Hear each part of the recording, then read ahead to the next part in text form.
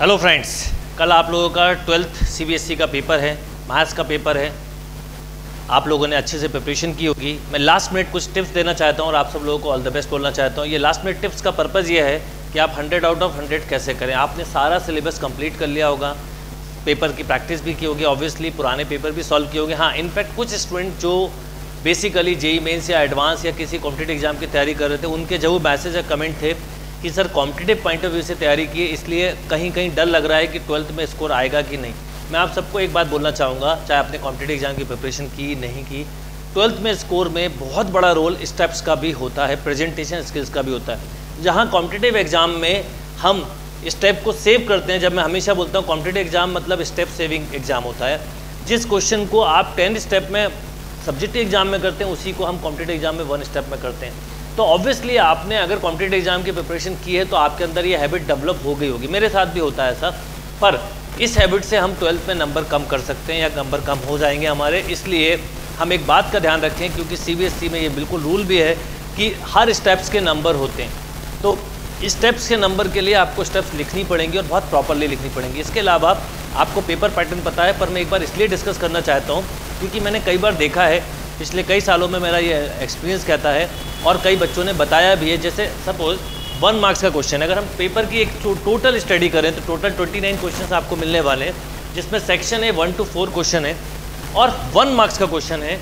Very short answer वहाँ पे लिखा है। वेरी शॉर्ट आंसर का मतलब होता है 1 और 2 स्टेप्स, 1 और 2 स्टेप्स। पर कुछ स्टूडेंट जब पेपर दे के निकलते हैं, आप देखिएगा कल आप ये भी नोटिस करेंगे, कई लोग 1 मार्क्स के क्वेश्चन में भी बहुत लॉन्ग सॉल्यूशन को लिखते हैं, डिटेल में लिखने की कोशिश करते हैं। जब आपको यहाँ पर बिल्कुल स्पेशली मेंशन है वेरी शॉर्ट आंसर, मतलब 1 स्टेप, आइदर 2 स्टेप, मैक्सिमम से मैक्सिमम 3 स्टेप। यहाँ पर आपको बहुत स्टेप्स नहीं लिखनी है क्योंकि वो क्वेश्चन बनाया ही वेरी शॉर्ट है, उसका मार्क्स ही 1 है। फिर जब बात आती है 5 to 12 क्वेश्चन की, मतलब सेक्शन बी की, तो 2 मार्क्स का क्वेश्चन है, यहाँ पर वेरी वर्ड हटा के शॉर्ट आंसर कर दिया। अब शॉर्ट आंसर मतलब वेरी और शॉर्ट आंसर में क्या डिफरेंस है, तो आप कीवर्ड से समझ सकते हैं। जब वेरी शॉर्ट आंसर में हम सिंगल स्टेप में आंसर देने की कोशिश कर रहे हैं या 2 स्टेप में, वहीं यहाँ पर स्टेप्स थोड़ी सी बढ़ जाएंगी। मतलब अब आप 2 स्टेप्स या 3 स्टेप या 4 स्टेप में आंसर देंगे, डिपेंड ऑन क्वेश्चन। आप ध्यान रखिएगा, कई बार हमारे साथ ये बहुत कॉमन प्रॉब्लम होती है स्टूडेंट के साथ, जो क्वेश्चन बहुत अच्छे से आता है, फिर वो 1 मार्क्स का या 2 मार्क्स का कोई मैटर नहीं करता, आप उसको बहुत डिटेल में लिखने लगते हैं। ऐसा ना करें, इससे आपके साथ प्रॉब्लम हो सकती है। प्रॉब्लम ये नहीं कि आपको मार्क्स फुल नहीं मिलेंगे, अगर आपने 2 मार्क्स के क्वेश्चन को 10 स्टेप में किया मार्क्स मिल जाएंगे। बट प्रॉब्लम ये कि जब आप 6 मार्क्स और 4 मार्क्स के क्वेश्चन पे आएंगे तो हो सकता है टाइम कम पड़ जाए, क्योंकि लिमिटेड टाइम है। तो लिमिटेड टाइम में एक पेपर प्लानिंग होना चाहिए। बिल्कुल इसीलिए मैंने ये लास्ट डे का ही प्लान करके रखा था कि मैं लास्ट डे ही आपसे डिस्कस करूँगा, क्योंकि अब आपकी पढ़ाई बंद हो जाना चाहिए। सेशन को देखने के बाद पढ़ाई बंद हो जाना चाहिए और आपको मेंटली पेपर की प्रिपरेशन करना चाहिए कि आप अगले दिन क्या करने वाले हैं। ये वो टाइम है। और सुबह उठ के कल बिल्कुल पढ़ाई ना करें, क्योंकि पेपर के दिन जाते वक्त कई बार पढ़ाई करने से हमारे को एक फ़ायदा लगता है, पेपर देखते हैं अरे यार ये क्वेश्चन पढ़ा था वो आ गया, पर दिमाग में वही चीज़ जो आपने सुबह सुबह पढ़ी है वो ज़्यादा घूमती है और उससे हमें बहुत प्रॉब्लम्स हो सकती हैं, बिकॉज बाकी चीज़ें रिवाइज करने में टाइम लगता है। सेकेंड थिंग कि 3R को कैसे डिस्ट्रीब्यूट करें, मेरा बहुत इंपॉर्टेंट बात है, ध्यान रखिएगा, इससे आपके कल स्कोर में डेफिनेटली बेनिफिट होने वाला है। नंबर 1 थिंग कि सेकंड अगर हम आए तो 5 to 12 के में शॉर्ट आंसर लिखना है, पर जब हम क्वेश्चन नंबर 13 to 23 पे जाएंगे, राइट, और जब हम 24 से 29 पे जाएंगे तो यहाँ पर एक चीज़ समझिए, सेक्शन सी में 4 मार्क्स के क्वेश्चन है, यहाँ पर लिखा हुआ long answer type number 1। Long answer type number 1 का मतलब हुआ कि यहाँ पर आपको हर स्टेप्स के नंबर मिलेंगे, यानी 1 + 1 + 1 + 1 हो सकता है या 0.5 0.5 0.5 भी हो सकता है। इन स्टेप्स के आंसर्स मिलेंगे, नंबर्स मिलेंगे आपको। बहुत क्लियरली स्टेप्स लिखिए, बहुत ही नीट एंड क्लीन वर्क करिए। जो फॉर्मूले यूज़ हो रहे हैं वो साइड में ज़रूर लिखिएगा।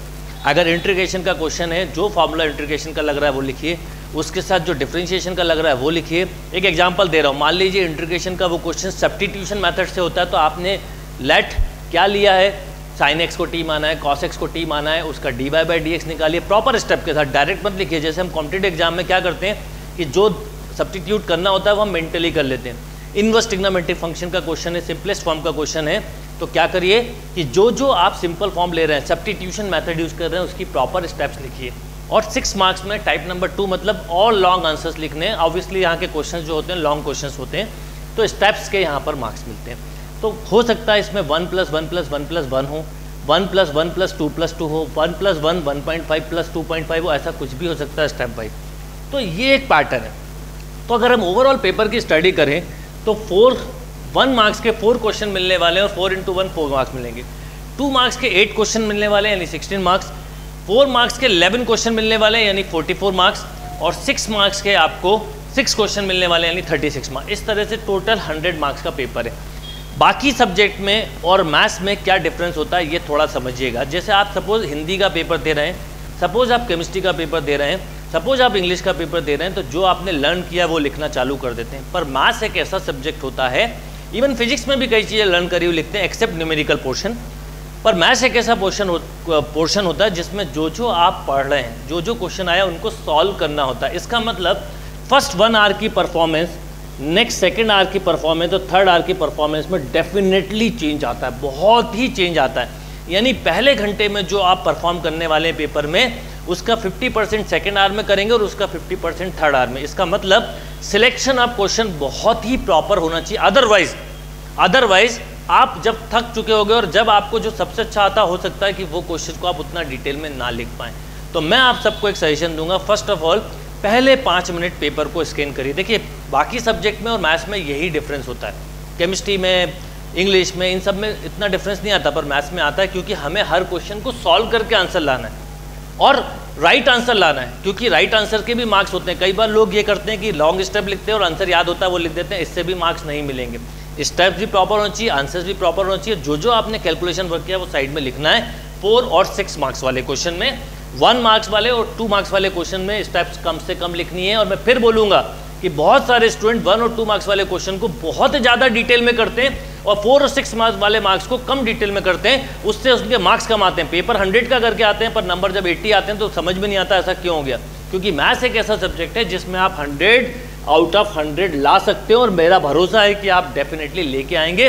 और भरोसा रख के जाइएगा, जो साल भर पढ़ा है वही आने वाला है। प्रीवियस 5-6 ईयर के जो आपने पेपर, मैंने पहले भी एक सेशन लिया था इस पर, जो आपने सॉल्व किए उनसे कहीं ना कहीं क्वेश्चन आएंगे या उनसे रिलेटेड आएंगे और हर टॉपिक में आएंगे। अगर कहीं पर 1 नंबर में डिफरेंशिएशन है तो आप देखेंगे 4 नंबर में एप्लीकेशन ऑफ डेरिवेटिव है, तो 6 नंबर में डेफिनेट इंटीग्रल है। इस तरह से हर टॉपिक का डिस्ट्रीब्यूशन होगा।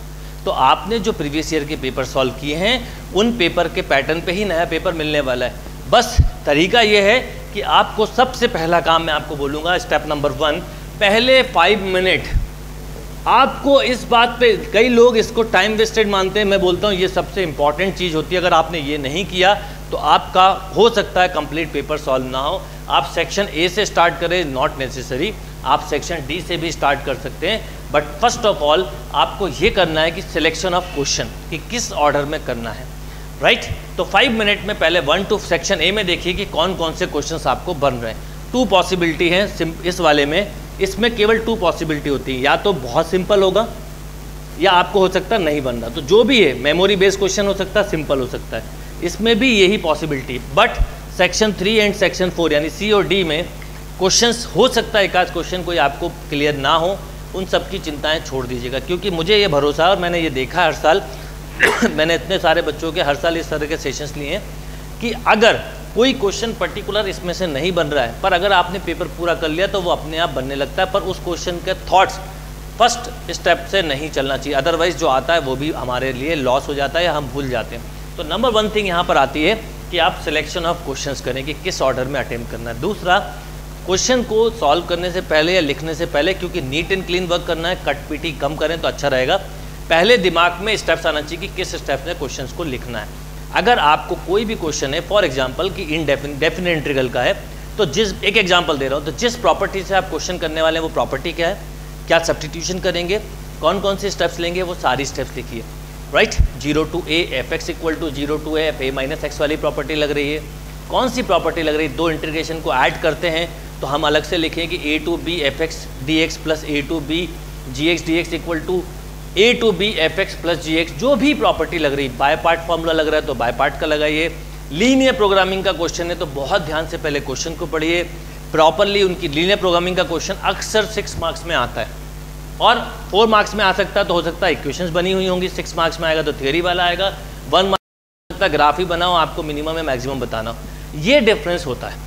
तो लीनियर प्रोग्रामिंग का क्वेश्चन तो प्रॉपर उसकी इक्वेशंस बनाइए, स्टेप्स लिखिए, मिनिमम मैक्सिमम लिखिए, ग्राफ को ड्रा करिए, डिफरेंट कलर के पेन यूज़ करके प्रॉपर ग्राफ बनाए, देन उसके बाद जब ग्राफ बन जाए उसके बाद मैक्सिमम मिनिमम बताइए। यानी अगर आपने बहुत ही सिस्टमेटिक प्रॉपर अप्रोच से क्वेश्चन किया तो कोई प्रॉब्लम नहीं। अब बात आती है कि जिन्होंने कॉम्पिटिटिव एग्जाम की तैयारी की वो स्टेप कैसे लिखे। मैं फिर बोलूँगा कि मैं जब आपको पढ़ाता हूँ या आपने भी जब पढ़ा होगा, तो जो कॉम्पिटिटिव एग्जाम में हम काम डायरेक्ट कर रहे होते हैं, जो स्टेप हम मेंटली कर रहे हैं उसको ही हमें कॉपी में लिखना है, बस प्रॉपर तरीके से लिखना है। इम्प्लाइज साइन है तो इम्प्लाइज साइन भी अपने आप में एक वैल्यू रखता है, बाय इम्प्लाइज है तो अपने आप में इक्वल टू लगाना जरूरी है। जब आंसर आ जाए तो प्रॉपर आंसर लिख के उसको बॉक्स में बना दीजिए।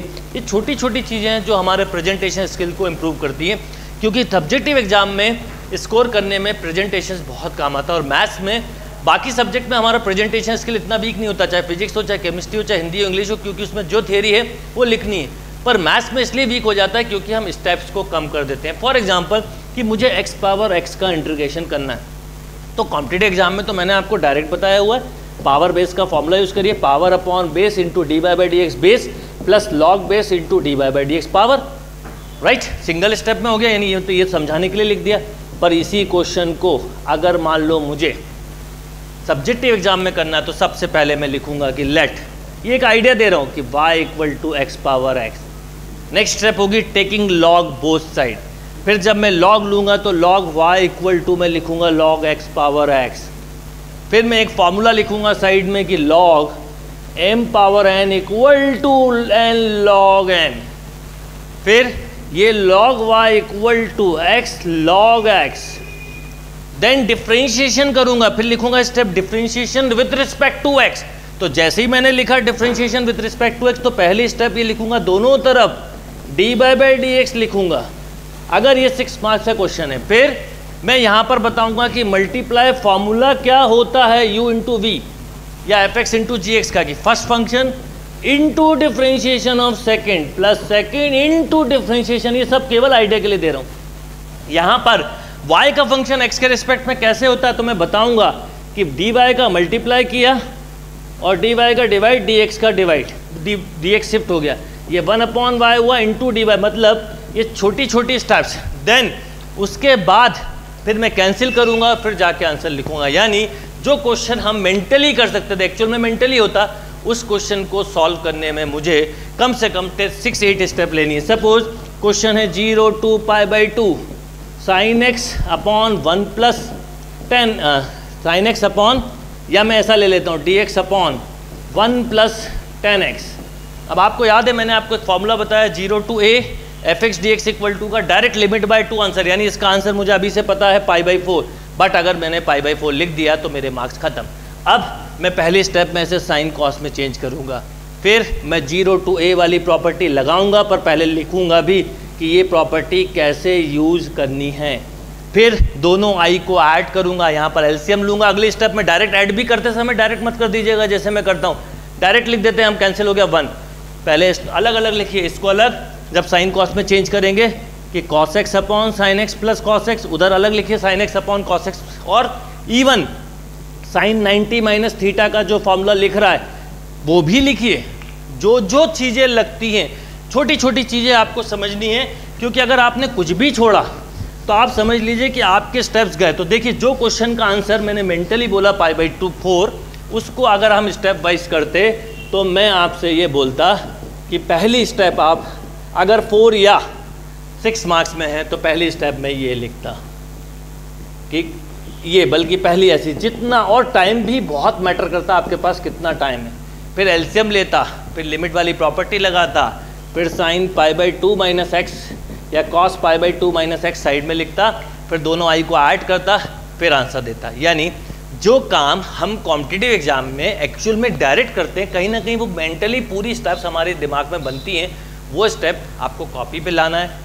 बहुत ही नीट एंड क्लीन लिखने की कोशिश करिए। आपकी राइटिंग गंदी है कोई प्रॉब्लम नहीं, पर जितना साफ लिख सकते हैं उतना अच्छा होगा आपके लिए। और बिल्कुल दिमाग से निकाल दीजिएगा। पेपर देखने के बाद हो सकता है आप में से कई लोगों को 100 आउट ऑफ 100 बनता है, कुछ को 90 आउट ऑफ 100 बनता है, कुछ को 80 आउट ऑफ 100 बनता है, कुछ भी पॉसिबिलिटी हो सकती है, पर आपको 100 आउट ऑफ 100 बनता है, कहानी खत्म हो गई। पर 90 या 80 आउट ऑफ 100 बनता है तो इसका मतलब है आप में से कई लोग सोचेंगे कि ये 20 मार्क्स का क्या होगा। जिसके दिमाग में ये 20 या 10 मार्क्स आ गए, समझ लो वो पेपर हो सकता है 50 या 60 मार्क्स का ही कर पाए। पर अगर मेरे दिमाग में ये आ गया कि 90 मार्क्स का बनता है, यानी 90% तो आता है, या 80% या 70% तो आता है, 10, 20, 30% की बाद में चिंता करेंगे। बस अगर ये दिमाग में आ गया तो मैं श्योर हूँ कि ये करने के बाद बचा हुआ भी आप कर लेंगे। तो पहले तो पॉजिटिव थॉट्स ही रहना चाहिए, बिल्कुल नेगेटिव थॉट नहीं। सेकंड थिंग, सब कुछ पढ़ा है, साल भर आपने स्टडी की है, RD. Sharma, R.S. Agarwal, NCERT, जो भी बुक वॉट एवर सॉल्व की, उन्हीं से क्वेश्चन आने वाले।